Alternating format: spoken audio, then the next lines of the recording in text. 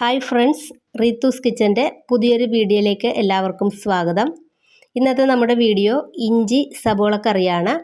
ഇത് സദ്യയിൽ വിളമ്പുന്ന രുചിയിലല്ല നമ്മൾ ചെയ്തേക്കുന്നത്, മറ്റൊരു രീതിയിലാണ്. ഇതിനാവശ്യമായ ചേരുവകൾ എന്തൊക്കെയാണെന്ന് നോക്കാം. ഏകദേശം 150 ഗ്രാം ഇഞ്ചി, 3 പച്ചമുളക്, 3 അല്ലി വെളുത്തുള്ളി, 5 സബോള, കുറച്ച് വേപ്പില, വാളൻപുളി വെള്ളം, മുളക് പൊടി, കടുക്, മഞ്ഞൾപ്പൊടി, ജീരകം, മല്ലിപ്പൊടി. ഇനി എടുത്തു വെച്ചിരിക്കുന്ന ഇഞ്ചി നമുക്ക് ചെറുതായിട്ടൊന്ന് കൊത്തിയരിഞ്ഞെടുക്കണം.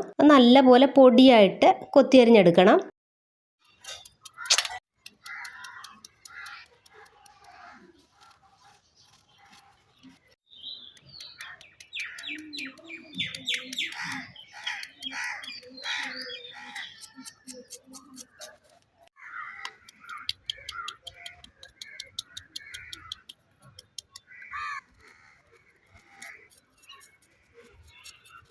ഇഞ്ചിയെല്ലാം നല്ല പൊടിയായിട്ട് കൊത്തി അരിഞ്ഞ് വെച്ചിട്ടുണ്ട്. ഇനി ഇതിനാവശ്യമായ സബോള, അതും പൊടിയായിട്ട് തന്നെ അരിഞ്ഞെടുക്കാം. സബോളയും നല്ല പൊടിയായിട്ട് എല്ലാം അരിഞ്ഞു വെച്ചിട്ടുണ്ട്. ഇഞ്ചിയും സബോളയും പച്ചമുളകും വെളുത്തുള്ളിയും എല്ലാം അരിഞ്ഞ് നല്ല സെറ്റാക്കി വെച്ചിട്ടുണ്ട്. ചട്ടി നന്നായിട്ട് ചൂടായി വന്നിട്ടുണ്ട്. അതിലേക്ക് ആവശ്യമായ വെളിച്ചെണ്ണ ഒഴിച്ചു കൊടുക്കാം. അതിലേക്ക് കടുകും കൂടെ ഇട്ട് കൊടുക്കാം. കടുക് പൊട്ടി വന്നിട്ടുണ്ട്. ഇതിലേക്ക് കുറച്ച് വേപ്പിലയും കൂടെ ചേർത്ത് കൊടുക്കാം.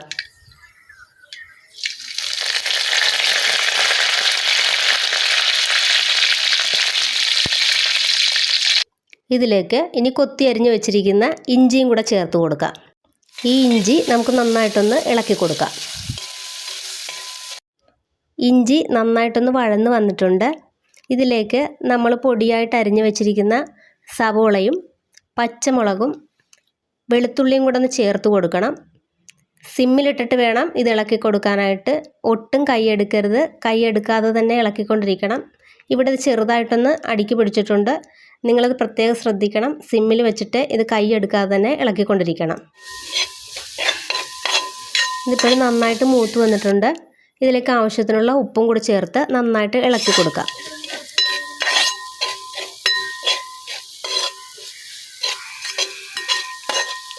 ഇത് നന്നായിട്ട് വഴന്ന് വന്നിട്ടുണ്ട്. ഇനി ഇതിലേക്ക് ആവശ്യമായ പൊടികൾ കൂടെ ചേർത്ത് കൊടുക്കാം. മുളക് പൊടി ഇട്ട് കൊടുക്കാം, മഞ്ഞൾപ്പൊടി, മല്ലിപ്പൊടി, ഇതെല്ലാം ചേർത്തിട്ട് നന്നായിട്ട് ഒന്ന് ഇളക്കി കൊടുക്കാം.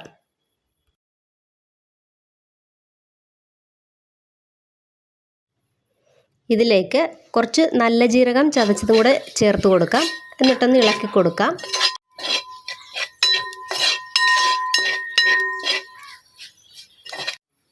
ഇനി ഇതിലേക്ക് എടുത്തു വെച്ചിരിക്കുന്ന പുളിവെള്ളവും കൂടെ ചേർത്ത് ഇളക്കി കൊടുക്കാം. ഇനി ഇതിലേക്ക് കുറച്ച് വെള്ളവും കൂടെ ചേർത്ത് നന്നായിട്ട് ഇളക്കി കൊടുക്കാം. ഇതൊന്ന് നന്നായിട്ട് തിളച്ച് വരണം.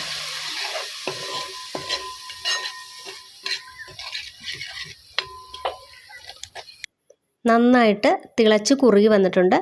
ഇനി ഗ്യാസ് ഓഫ് ചെയ്യാം. വീഡിയോ ഇഷ്ടമായാൽ മറക്കാതെ ലൈക്ക് ചെയ്യാനും ഷെയർ ചെയ്യാനും സബ്സ്ക്രൈബ് ചെയ്യാനും മറക്കരുത്. അടുത്ത വീഡിയോയുമായി വീണ്ടും കാണാം.